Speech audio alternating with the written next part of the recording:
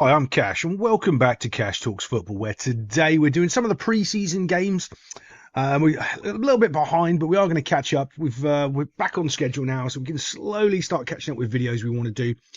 But pre-season is very important for a couple of things to think about. Like being an actual analyst that I am, there's a very sort of difference in pre-season games and in normal games. Okay, so if you haven't played in pre-seasons before, or think them as throwaway games, where I don't know if you've ever played in these sort of games before, where the season's kind of over, you are where you are, it doesn't matter if you win the league, you're not going to go up a position, the game is just a nonsense game.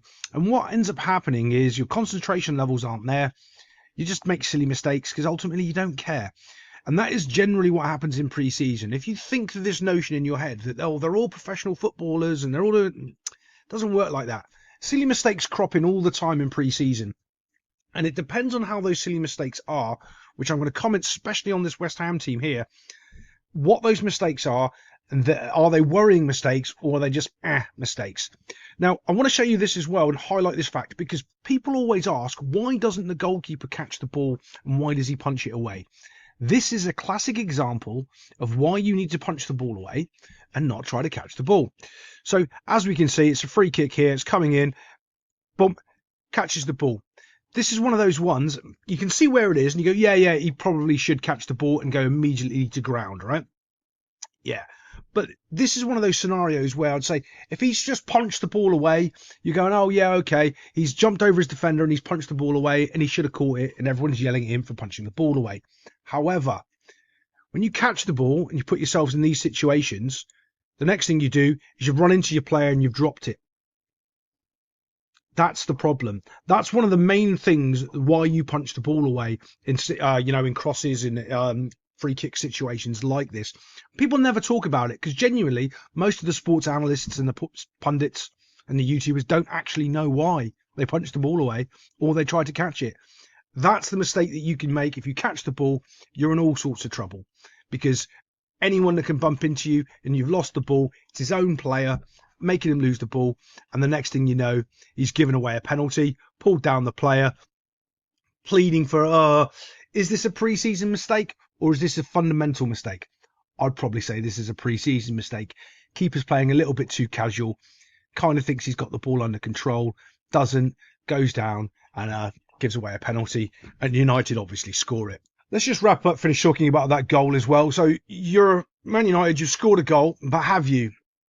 No, they've given you the goal. Now, them giving you the goal, was it because you created pressure on the goalkeeper? Well, you didn't. He ran into his own player.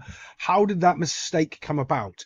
What that means is, can you recreate the pressure to create that mistake in the next game? Well, no, because you didn't create any pressure. He just ran into his own player and he dropped the football.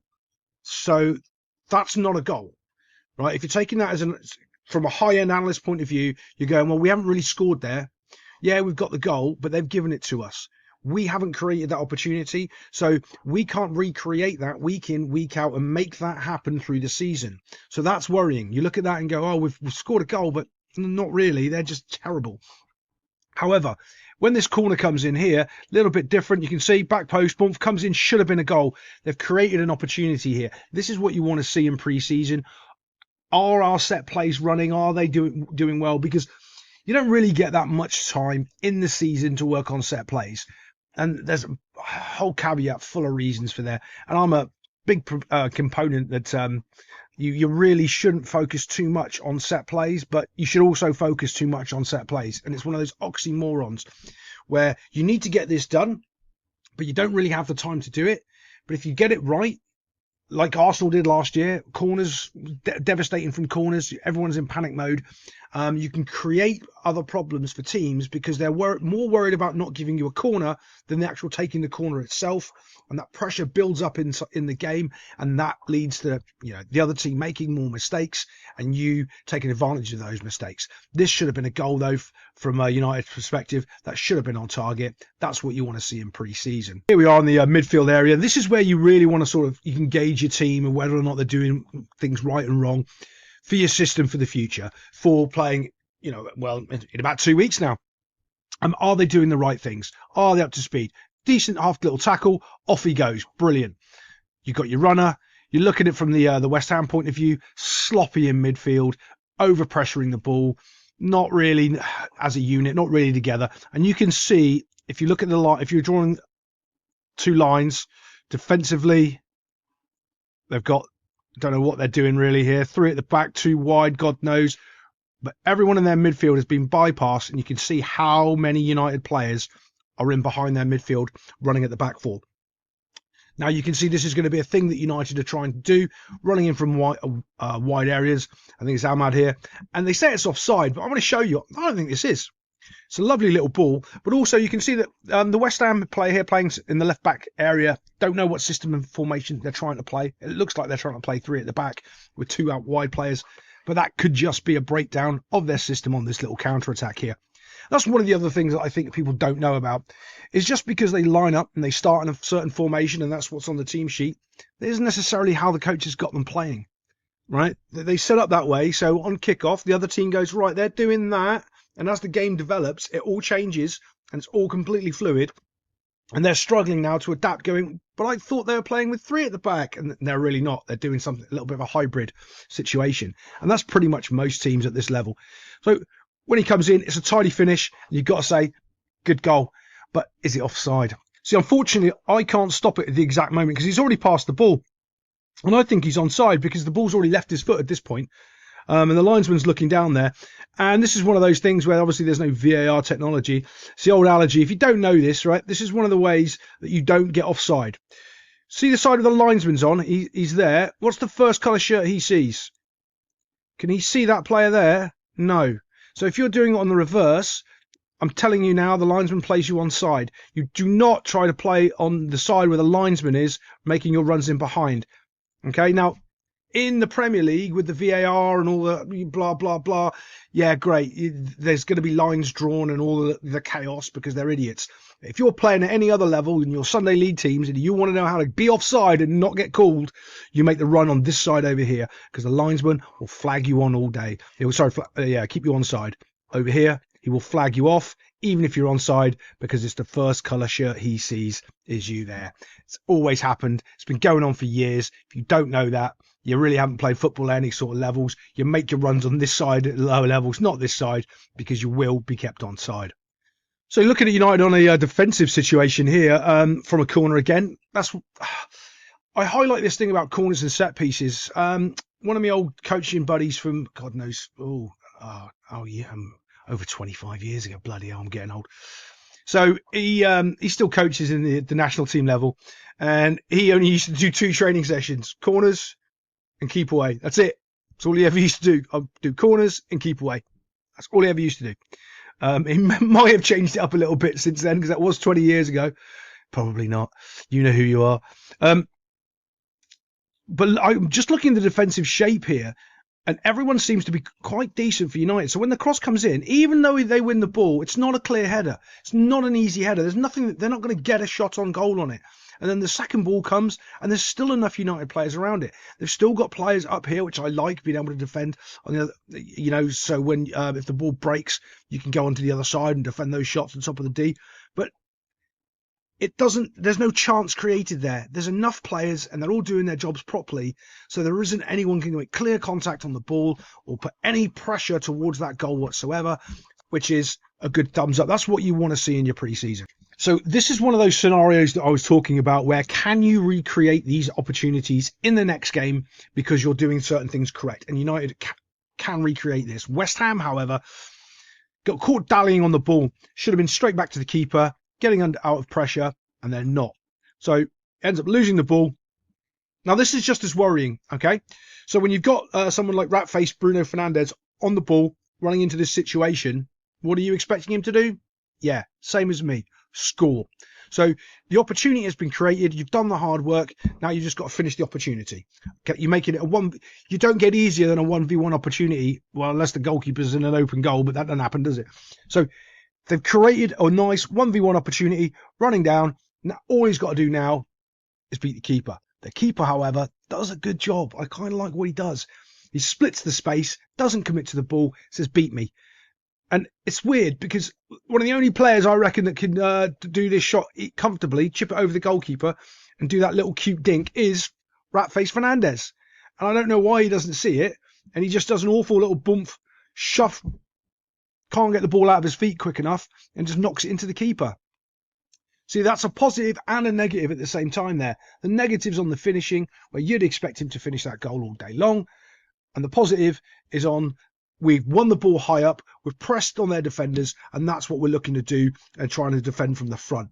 So, yeah, two little caveats there you really need to work on. Now, this is the next Man United goal, but you can see from a West Ham perspective again, they don't know what they're doing. I mean, genuinely don't know what they're doing. Right. So you have got one player there. This is where the ball's going in. That's where he's playing the ball. Okay. He is surrounded by players. So this is a pressure pocket. Okay. So anyone inside of there, you can see, is going to be immediately put under pressure by 3 players. Now that's fine if he's got an out ball square straight away there. He doesn't. He doesn't read the movement, can't come in and see that. Right, so as soon as that ball's pinged, and then they're away into space. No movement from here whatsoever. Okay, the other thing is you've got space. Let's just move myself out of the way because I want to show you down here. Okay, you can go out wide over here. Now, for some reason, you've got both centre-backs in level with the keeper. You can't be doing this. You can't have both those defenders there and you're playing that ball out into that situation. You just can't be doing it. Now, can you see if he had made that run exactly what I was talking about? Boom. This would have been great. He would have just played it straight to there and off everyone had gone. The reason why you can't play that flat ball there is because you've got these 2 covering players out wide. There is nobody in this middle of the field except for one player. And you can see, because you're the goalkeeper, you can see one. Oh, come on, little drawy thing. 1, 2, 3 players right there. You do not want to be playing the ball into the middle of the field, anywhere near this area here. And if you just do the numbers, that's 4, that's 5, and you've got 1, and you've got 2. This is an area you want to avoid. This is the area you want to play to. Either there or there, and he doesn't do it. That's worrying from a West Ham point of view, really worrying, because you just lost the ball a second ago when they overpressed. Well, they pressed and they won for the shot.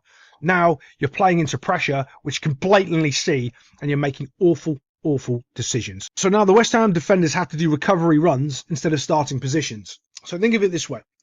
When you're already in your starting position, you can go and pressure the ball. If you've got to do a recovery run to get goal side of the ball and all of that sort of stuff, well, you're not pressuring the ball. You're not being able to defend. You're doing a recovery run. So they're making their recovery runs, trying to get back into shape. And before they know it, before they can do anything, the ball is in the back of the net. And that's Rat-Face putting it into the top far corner here, which you would have expected him to do on the that finish beforehand. Now, you've also got to ask your question, because personally, he's one of those midfielders I would never have in my midfield. I just wouldn't. Don't think he's good enough. Don't think he works hard enough. He can finish. He can score goals. He has got a little bit of, good foot. He can pick out a pass, and you want him further up the field doing that. When he's missing those opportunities that he had earlier and scoring this one, you're wondering, well, can you get him further up the field? Because the guy can score goals, and United lack goals. I think they only scored 52 or 54 goals all of last season, which is awful. But let's move it on. So if you're looking at this we'll talk it from both halves, from the Man United perspective and from the West Ham perspective. So West Ham are on the break. This is kind of what they're good at, getting the ball up to Jared Bowen, letting him do something special, and he does. Brilliant. We know that part of our game is still in our locker next season. We can still do that. Great. Let's make more opportunities where we can get him on the ball, on the counter-attack. Brilliant. Can he finish? He does. Great. We're happy with that. We're happy with this transition. Okay. From the United point of view, you're panicking. Honestly, you're panicking. Look at this, the gap separation between the defensive line and the midfield line. It's on transition, Cash. There's going to be, but you normally have at least one player, either one of these 3 steps forward, okay, or one of these doesn't go as far forward to make sure that this doesn't happen. Because if you get caught on the transition, you're one of those teams that's easy to beat on the transition, you will get battered in the Premier League. Because a lot of teams have a player that's just fast, might not be able to finish very well, but can really hurt you on the counter-attack. Now sends what's happening here. Look, boom, as soon as it starts going, midfielders are nowhere to see. Now, this is another Premier League thing, and I know why they do it. I can go through the coaching sessions and the plans and explain it, and they still don't understand. One player, 1, 2, 3, 4 United players. You're going to go, yeah, but Cash, he's nowhere near the ball. Yeah, I understand that, but what he can do is shuffle over, so he can shuffle over. So what? Well, they can go over. They do not go anywhere near trying to tackle the ball before the 18-yard. Right now, there's 2 defenders there. Okay, one of them should be flying over there, flying into a tackle, slowing him down, fouling him, trying to win the ball, and they don't. What do? They jog from his starting position in a straight line. They do not try to cut off the pass, the channel, the lane, whatever you want to call it, where he's running through. Anyway, look, just keeps jogging. So what you've now done is given him time on the ball. He's been able to have his first touch, set his sights, look up, see what picture's going on. What do we mean by what picture? Who's running in? How can we set up the next goal? What are we going to do here? And that's what happens. He beats his player, bomb, easy, and then slots it into the net box. It's too easy. That is too easy. And if you go back to this situation right here, where he's receiving the ball, one of those needs to go all the way over him and start pressuring him. You're not that far away from him there at all. And you can afford to, because you've got a covering defender. That's really worrying. If you're Ruben Amorim and you're trying to put your team together and you're thinking about how's my centre-backs looking, that is worrying. They can't make a decision to go out and press the ball when there's one person attacking you, no one in the middle to mark, no other options to really worry about, and you don't go out and pressure him, and you just let him run down and kick the ball in the goal. Because all he does is run down and kick the ball in the goal. There's no United pressure, no United tackling, nothing at all. You can see a similar situation here. So this is worrying for me if you're a Man United fan. Look at that gap again. Can you see that separation there? Okay, see that huge gap in transition? They're getting caught out again. The difference is they don't score from this time. But if you're from a West Ham point of view, you're going, oh, look, we just created that one goal, passing through their midfield, getting it out to Jared Bowen and him smacking it in the net box. Yeah, let's do that again. And they're doing that again. You can see that their transition game in West Ham is very, very good.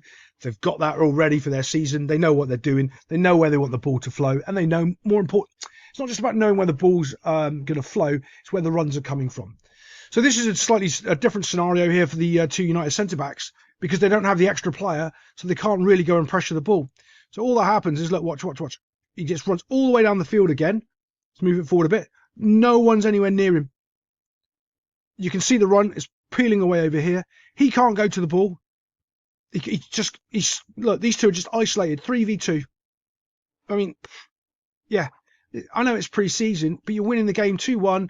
Look, 92 minutes to go. Look, you should be set, and this should be comfortable. It should be easy in your defensive shape. Even though when you're attacking, you've still got a defensive shape set up to stop the counter-attack, and they don't have it.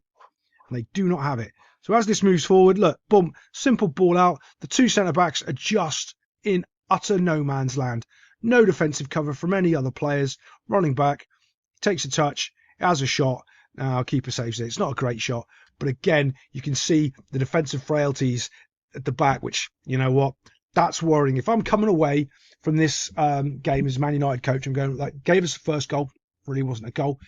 Okay, we create some opportunities from corners. We're doing okay on there. Defensively, we're doing okay on the corners.